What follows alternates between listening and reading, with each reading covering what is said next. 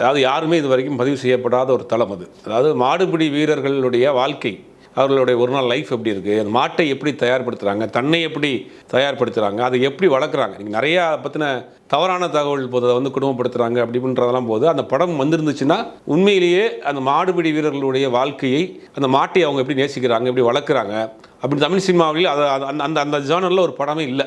ஒரு உண்மையான ஒரு விஷயத்தை பதிவு பண்ணியிருப்பாங்க. உண்மையிலே வெற்றிமாறன் பண்ணியிருந்தாருன்னா அது உண்மையிலேயே ஒரு ஒரு பெரிய ஒரு வரலாற்று பதிவாக அந்த படம் இருந்திருக்கும்.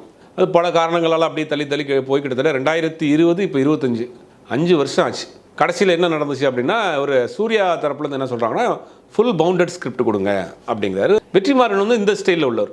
அதாவது அவுட்லைன் இதுதான் கதை, இதுதான் சீனு, இதை முன்ன பின்ன மாறும், இம்ப்ரூவைஸ் பண்ணுவார், சில நேரங்கள் கதை சேஞ்ச் பண்ணலாம். அது வந்து சூர்யாவுக்கு வந்து அது செட் ஆகலை. சூர்யா என்ன கேட்குறாரு, எனக்கு பவுண்டடாக கொடுத்துருங்க. எவ்வளோ நாள் டேட் வேணும்னு கேட்குறாரு. அது ஒரு பெரிய சிக்கல். அது வந்து வெற்றிமாறனால் சொல்லவே முடியாது. படங்களை வந்து கிட்டத்தட்ட ஒரு 6 மாதத்துக்கு ஆரம்பித்தாருன்னா ஒரு வருஷத்துக்கு மேலே போகும்.